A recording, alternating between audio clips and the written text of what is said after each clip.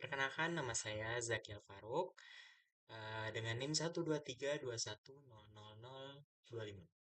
Saya dari kelas A dan kali ini saya akan menjelaskan atau saya akan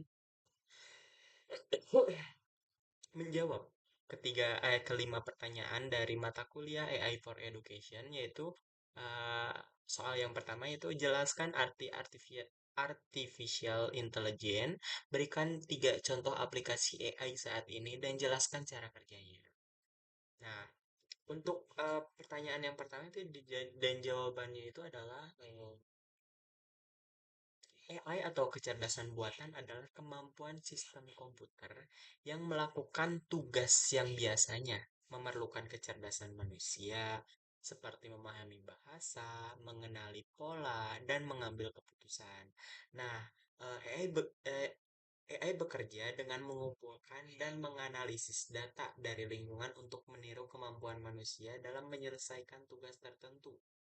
Nah, contoh aplikasi AI saat ini itu ada tiga, yaitu asisten virtual. Asisten virtual itu contohnya seperti apa sih aplikasinya itu? Seperti ya Google Assistant, yaitu untuk membantu pengguna dengan menjawab pertanyaan dan mengatur jadwal. Ya seperti gimana ya? Asisten virtual seperti ya Google Assistant, ya ChatGPT yang kita tahu ChatGPT dan lain sebagainya itu untuk membantu pengguna dengan menjawab pertanyaan dan mengatur jadwal. Jadi setiap kita meminta untuk apa yang kita tanyakan kepada Google Assistant tersebut, maka mereka akan mengatur apa saja yang kita butuhkan untuk dari topik yang kita tanyakan tersebut gitu. Nah, teknologi ini menggunakan pemrosesan dalam bahasa alami untuk memahami perintah suara dan memberikan respon yang sesuai. Nah, jadi asisten virtual seperti Google Assistant dan ChatGPT pun juga tidak hanya untuk diketik, tetapi kita juga bisa melakukan voice note atau VN. Jadi eh, dengan ini ya Google Assistant dan ChatGPT seperti ini ya memang sudah canggih sekali ya teman-teman. Jadi eh, apa yang kita inginkan dari Google Assistant asisten virtual itu eh, sudah sangat lengkap, mau mau diketik ataupun di voice note gitu. Hmm. Nah, contoh yang kedua itu adalah sistem diagnostis medis. Sistem diagnostik medis. Nah, AI untuk menganalisis citra medis seperti MR, MRI, dan CT scan.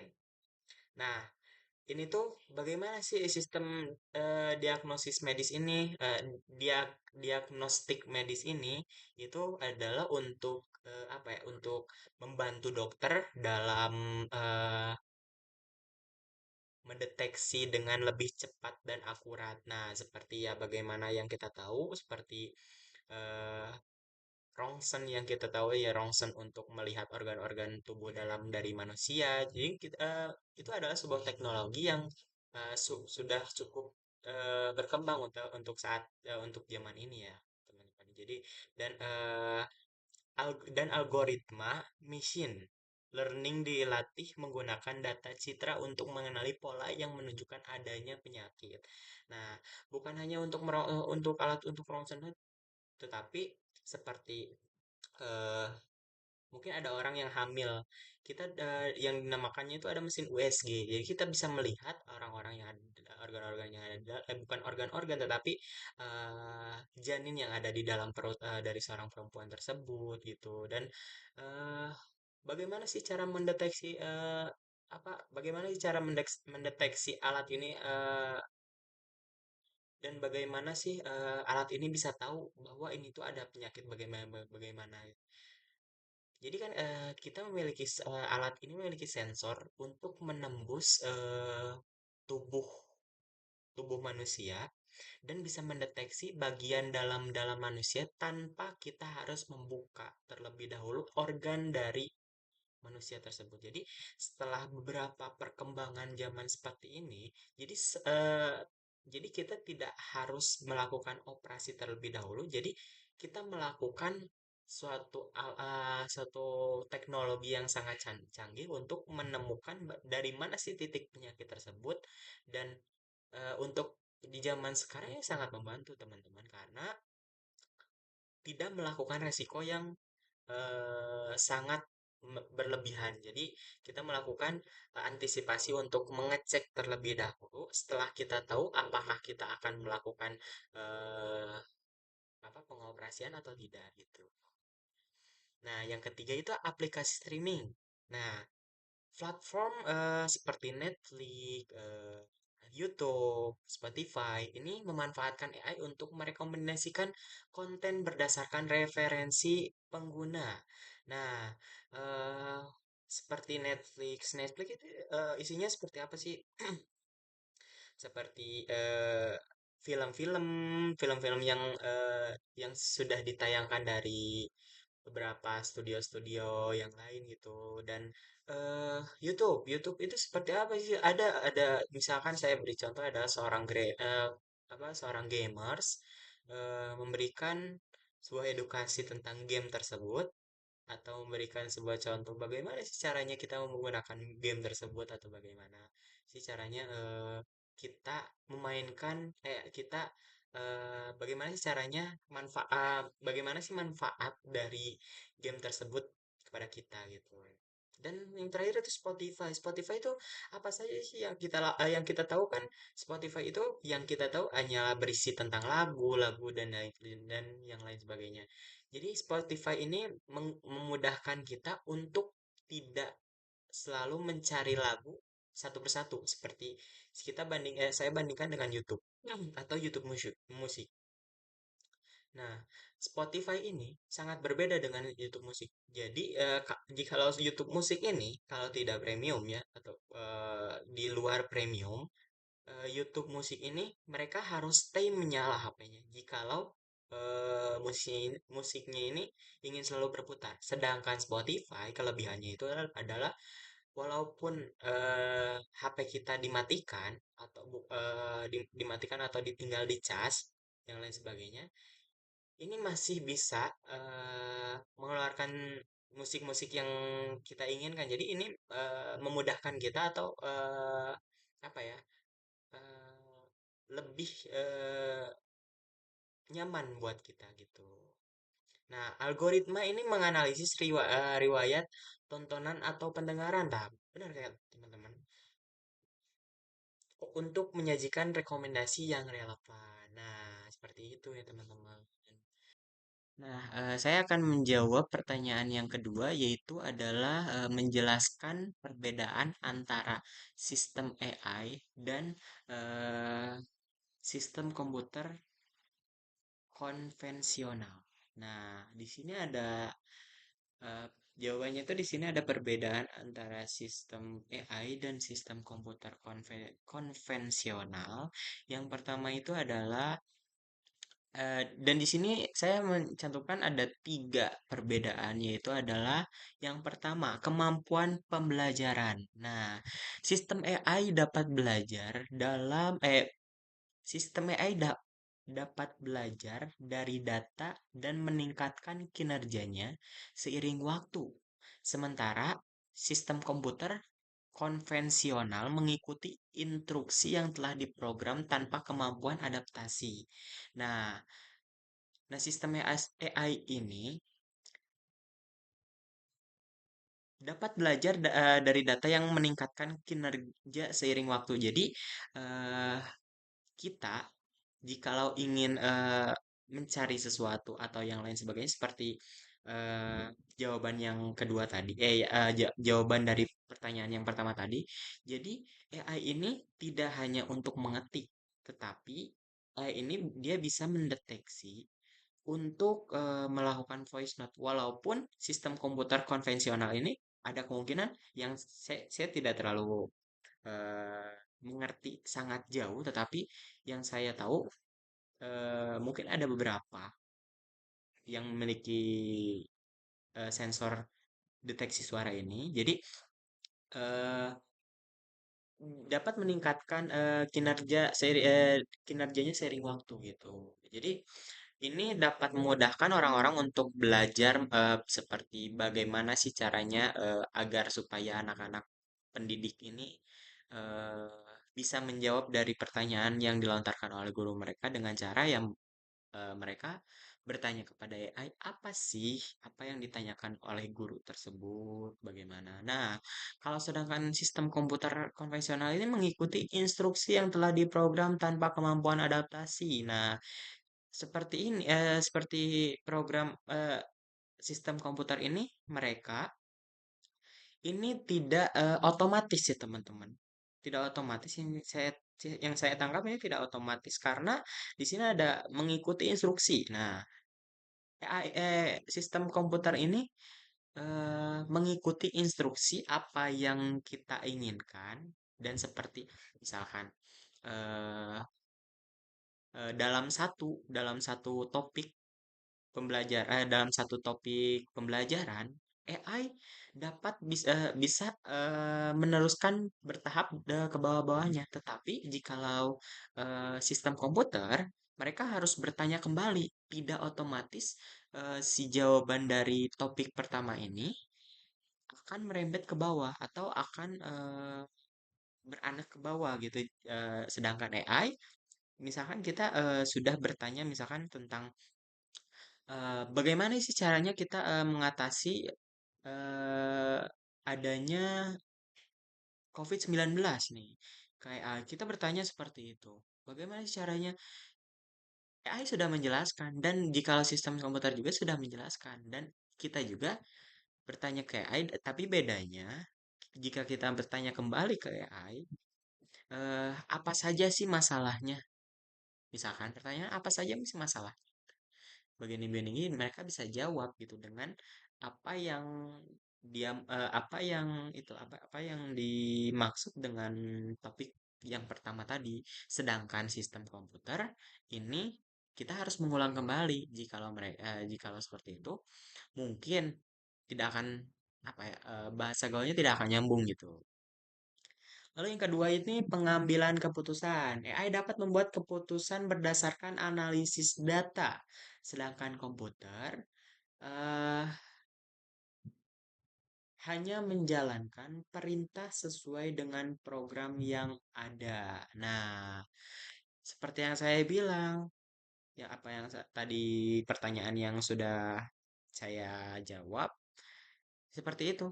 Keputusan berdasarkan analisis data. Jadi seperti kita menanyakan suatu hal kepada AI maupun komputer itu akan sangat berbeda, tetapi mungkin jawabannya akan sama, tapi dengan sistem mereka berbeda gitu. Nah, yang ketiga ya, interaksi dengan lingkungan.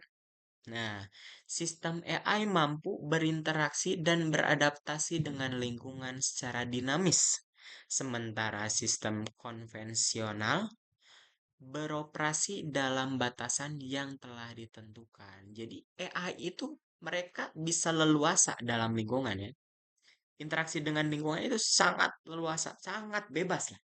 Kasarnya itu bebas, sangat bebas, sedangkan sistem dari komputer konvensional ini sangat terbatas untuk interaksi dengan lingkungannya. Karena satu hal, AI ini kita bisa menemukannya atau kita bisa menemukan dari AI tersebut itu misalkan seperti ya di handphone pun kita bisa bisa menggunakannya dan jikalau kita kemana ke stasiun atau bagaimana itu kan adalah teknik AI sedangkan komputer itu seperti ya eh, hanya di dalam suatu ruangan tetapi mereka juga memiliki dikendalikan oleh seseorang dengan komputer misalkan kita teman-teman ada yang pernah lihat di salah satu simpangan ada CCTV di itu. Jadi mereka itu menghubungkan dengan komputer yang berada di pusat di sub. Jadi mereka itu dikendalikan jikalau CCTV ini tidak digunakan, maka artinya tidak ada yang meninggalkan dari sistem pusat dari di sub tersebut gitu. Nah, lalu yang ketiga ini teman-teman ya, yang ketiga itu adalah jelaskan apa yang dimaksud dengan intelligence agent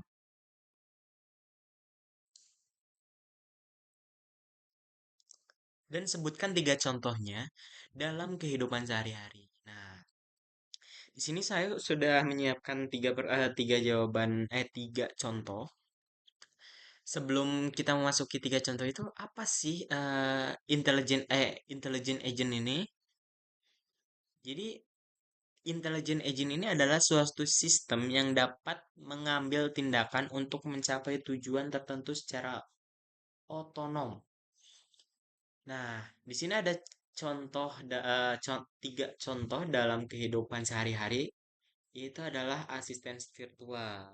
Nah, asisten virtual ini sama seperti dari pertanyaan yang saya jawab di pertanyaan pertama ya teman-teman, seperti ya Google Assistant ya, yang membantu pengguna dalam berbagai tugas sehari-hari seperti ya Google Assistant, ChatGPT dan yang lain sebagainya, AI yang dapat membantu kita dalam seorang pendidik maupun kita mahasiswa maupun dosen maupun guru maupun orang-orang seperti apa saja, ini sangat membantu dalam kebutuhan sehari-hari. Bukan hanya tugas saja teman-teman, ini asisten virtual ini bukan hanya tugas untuk sehari-hari, tapi untuk kehidupan bagaimana apa yang kita tanyakan misalkan. Kita tidak tahu apa sih apa ya bagaimana sih caranya handphone ini dibuat. Tanyakan ke asisten virtual. Bagaimana sih caranya bagaimana siapa sih orang yang menemukan handphone dan bagaimana orang ini bisa menciptakan suatu benda yang sangat sangat bermanfaat untuk perkembangan zaman seperti itu. Lalu yang kedua ini chatbot layanan pelanggan yang diberikan resepsionis otomatis terhadap pernyataan penggunaan di situs web perusahaan. Nah, chatbot layanan pelanggan ini contohnya seperti apa sih teman-teman? Jadi seperti saya beri contoh seperti perusahaan Telkom atau perusahaan Telkomsel. Jikalau kita ingin ingin menggunakan atau menggunakan jasa dari Telkomsel dengan memasang WiFi, itu sebelumnya kita harus menghubungi layanan dari Telkomsel tersebut. Nah, saya menghubungi yang saya sering panggil dari admin tersebut adalah CS. Nah, atau eh yang seperti penjelasan yang kedua ini sama saja, jadi chatbot layanan pengguna pelanggan. Jadi sebelum orang tersebut ingin menjawab atau kita ingin menjawab suatu pertanyaan ingin bertanya tentang bagaimana sih caranya kita memasang wifi, bagaimana sih awalnya itu mereka tidak akan respon dengan mereka sendiri, tetapi eh, perusahaan ini membuat sistem jikalau ada orang yang ingin menjapri kepada admin ini, mereka akan diberikan sistem secara otomatis untuk menjawab dan diberi pilihan apakah ingin terus bersama bot atau ingin lebih lanjut dengan human. Gitu. Nah, yang ketiga itu sistem rekomendasi di e-commerce. Nah, yang menyarankan produk kepada pengguna berdasarkan perilaku belanja mereka sebelumnya. Nah, di sini juga sama seperti chatbot layanan pelanggan, tetapi bedanya ini kan mereka chatbot layanan pelanggan ini seperti eh, apa ya, melayani para customer-customer yang akan membeli. Sedangkan ini eh, menyarankan jikalau kita bertanya, misalkan jikalau kita kebingungan nih, misalkan kita di sebuah toko, eh, kita tanya kepada eh, sistem rekomendasi dari e-commerce ini, apa sih saran dari produk makanan yang sangat enak dan bagaimana sih dan di mana dan di mana manfaatnya dan harganya pun terjangkau murah. Mereka akan merekomendasikan dari misalkan 50 barang, mereka akan merekomendasikan 10 barang yang termurah dan yang berkualitas. Jadi seperti itu. Itu sangat apa ya? Sangat membantu kita untuk agar supaya tidak apa ya? Tidak tidak apa ya? Tidak boros waktu atau tidak menyanyiakan waktu yang lama hanya untuk memilih satu barang dari ke-50 tawaran tersebut gitu. Nah, pertanyaan yang keempat itu apa yang dimaksud dengan STEAM dalam pembelajaran? Nah, jelaskan implementasi dalam pendidikan anak usia dini. Nah, apa itu STEAM dalam pembelajaran sih? Kita harus tahu STEAM itu seperti apa sih, teman-teman. Nah, STEAM itu adalah singkatan dari Science, Technology, Engineering, Arts, dan Mathematics. Pendekatan ini bertujuan untuk mengintegrasikan berbagai disiplin ilmu untuk meningkatkan kreativitas dan kemampuan pemecahan masalah di kalangan siswa. Nah, ini juga STEAM juga dapat membantu untuk memecahkan masalah dari kalangan anak-anak siswa, terutama untuk anak usia dini. Ini sangat bertujuan untuk memecahkan masalah dalam kalangan siswa dan meningkatkan rasa percaya diri mereka gitu. Nah, di sini ada 3 implementasi STEAM dalam pendidikan anak usia dini. Nah, 3 implementasi ini dapat dilakukan melalui proyek sains sederhana. Yang pertama itu proyek sains sederhana. Nah, apa sih, bagaimana sih proyek sains sederhana ini? Yaitu mengajarkan anak tentang eksperimen dasar menggunakan bahan-bahan aman untuk memahami konsep sains. Seperti apa sih kita nih? Jikalau kita menggunakan cairan kimia itu pasti tidak aman ya untuk anak usia dini kan?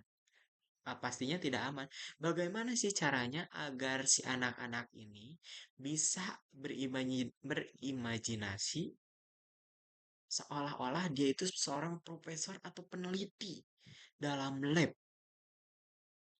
Kita ngelakukan dalam lab ya, misalkan. Ya kita hanya ya kita cukup memberikan bagaimana sih caranya gitu. Caranya itu adalah dua hal. Dengan cerita. Dengan kita bisa bercerita bercerita tentang apa itu sains, terus lalu bagaimana sih caranya kita melakukan sains gitu di luar lingkungan sekolah nanti, dan bagaimana sih tata cara sains itu. Lalu yang kedua itu menyiapkan bahan-bahan daur ulang untuk melakukan bagaimana sih caranya, misalkan ada botol mineral, ada botol air putih, kita tumpahkan. Nah, pasti akan ada pertanyaan. Bagaimana sih? Kenapa sih jikalau botol itu dibalikan dan kondisi botol tidak ada tutupnya, balikan, Pak. Kenapa sih air itu bisa jatuh? Pasti itu akan menjadi suatu hal, menjadi pertanyaan.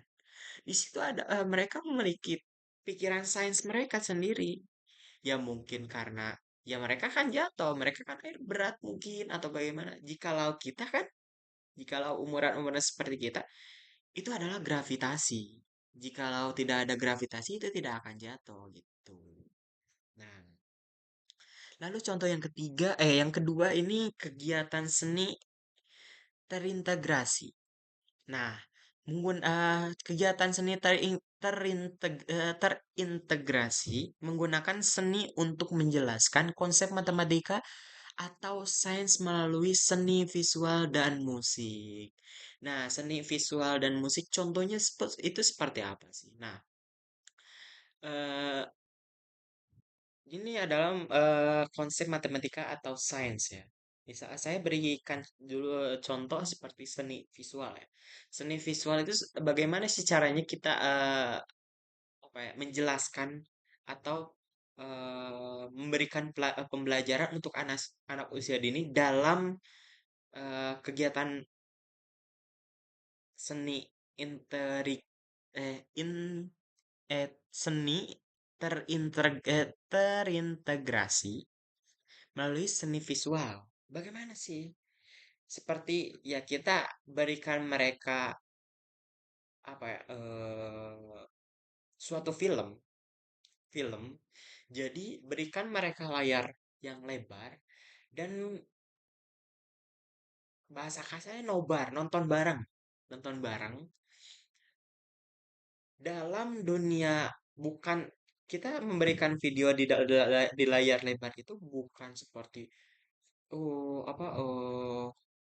seperti bagaimana sih kehidupan apa ya kehidupan gajah di alam liar itu seperti apa dari step awal dan step sampai gajah itu meninggal tidak seperti itu tetapi kita melakukan seni visualnya itu seperti apa sih kita membuat kartun hewan ataupun kita membuat kartun seperti kita bernyanyi atau yang lain sebagainya itu akan misalkan eh, ada lagu yang seperti contohnya satu satu aku sayang ibu dua dua juga sayang ayah seperti itu jadi ada nilai moral dan nilai seni dan ada nilai matematis mereka dan ada nilai sains mereka karena dari mana sih nilai sains mereka itu jadi apa sih kenapa sih kita harus berbakti kepada orang tua itu dari anak usia dini itu kita harus apa ya, memberikan pembelajaran kepada mereka untuk berbakti kepada orang-orang yang lebih tua daripada mereka itu seperti itu. Itu adalah sains. Apa sih? Apa yang dipertanyakan oleh anak-anak itu adalah suatu pertanyaan yang membuat kita ingin menjawabnya, tetapi dengan cara yang sangat-sangat hati-hati. Jikalau kita menjawabnya dengan perkataan orang dewasa, itu mereka tidak mengerti, teman-teman. Ya, lalu contohnya seperti apa sih kegiatan seni terintegrasi seperti musik ini? Ya seperti tadi, lagu. Seperti lagu tadi ya teman-teman yang sudah saya jelaskan dan seperti itu. Gitu. Nah, yang ketiga ini adalah penggunaan teknologi interaktif. Nah, memperkenalkan alat teknologi sederhana seperti tablet untuk belajar melalui aplikasi edukatif. Nah, kita juga bisa memberikan anak-anak ini tablet atau handphone dengan satu syarat, dengan cara berikanlah anak-anak ini tablet atau handphone yang eh, yang mempelajari aplikasi tentang edukatif kepada mereka. Ya seperti apa sih contohnya teman-teman ya? Bagaimana sih anak-anak itu bisa agar tertarik dengan aplikasi edukatif? Berikanlah suatu hal yang membuat mereka menarik. Bagaimana apa sih maksudnya itu? Maksudnya itu adalah eh, apa sih bagaimana ya misalkan ada suatu aplikasi yang edukatif dan mereka sangat bosan menontonnya karena satu hal mungkin satu faktor. Saya memberikan satu contoh yaitu dengan mereka tidak paham. Nah, kita atau orang-orang yang atau orang-orang tua atau orang-orang yang lebih tua dari anak usia ini atau mungkinnya lebih paham dalam aplikasi edukatif ini, berikanlah mereka pembelajaran yang cukup menarik gitu, yang sangat menarik. Jadi itu akan membuat anak-anak ini menjadi sangat semangat untuk membuka aplikasi yang sangat edukatif dibandingkan membuka aplikasi-aplikasi seperti TikTok, terus YouTube yang tidak memiliki apa ya nilai-nilai edukatifnya seperti itu. Nah, oke teman-teman. Lalu ini ada pertanyaan terakhir, yaitu pertanyaan yang kelima. Eh, Bagaimana cara agar pemanfaatan AI dalam pembelajaran berjalan efektif dan efisien? Dan jelaskan dan berikan contoh. Nah, cara efektif memanfaatkan AI dalam pembelajaran itu untuk memastikan pemanfaatan AI dalam pembelajaran berjalan efektif dan efisien itu ada contohnya itu ada tiga yaitu teman-teman yaitu adalah personalisasi pembelajaran. Menggunakan AI untuk menyesuaikan materi pembelajaran sesuai kebutuhan masing-masing siswa berdasarkan kemajuan mereka. Nah, kita tidak harus, misalkan dalam satu hari ini, kita belajar tentang matematika. Kita tidak tahu dalam satu hari ini, kita tidak akan menjamin dalam sebuah anak, misalkan dalam satu kelas nih, dalam satu kelas 16 orang misal. Hari ini kita misalkan hari ini kita belajar tentang bagaimana sih caranya mengenali alam. Kita keluar dari lingkungan sekolah. Apa sih yang mereka temukan? Tidak semuanya mengerti tentang hal seperti itu. Mungkin ada satu, dua, dan tiga yang belum mengerti. Dan untuk keesokan harinya kita mengubah materi kembali. Makanya dari situ kita harus memperhatikan ke-16 anak ini, kita harus tahu apakah anak ini benar-benar mengetahui atau tidak, apakah anak-anak ini sangat memahami dengan pembelajaran yang kita berikan kepada mereka, sangat memahami atau tidak gitu. Nah, yang kedua ini adalah analisis data pembelajaran. Nah, AI dapat menganalisis data hasil belajar siswa untuk memberikan umpan balik yang berguna bagi pengajaran. Nah, AI dapat menganalisis data hasil pembelajaran siswa untuk memberikan umpan balik yang berguna bagi pembelajaran. Nah, dalam analisis data pembelajaran ini ya cukup apa ya cukup memudahkan para guru untuk menganalisis data belajar para siswa untuk memberikan umpan balik berguna bagi pengajar seperti kita ya teman. Jadi ini sangat misalkan seperti kita melakukan eh, penilaian terhadap hasil-hasil yang anak-anak ini capai dengan bantuan AI gitu. Jadi sangat memudahkan kita walaupun tidak sepenuhnya kita harus tergantung kepada AI. Begitu. Dan yang ketiga itu integrasi dengan kurikulum. Nah, pastikan bahwa penggunaan teknologi AI terintegrasi dengan kurikulum agar mendukung tujuan pendidikan secara keseluruhan. Nah, pemanfaatan AI ini juga salah satunya itu terintegrasi dengan kurikulum. Jadi kita apa ya? Kita eh, menggunakan AI atau teknologi AI ini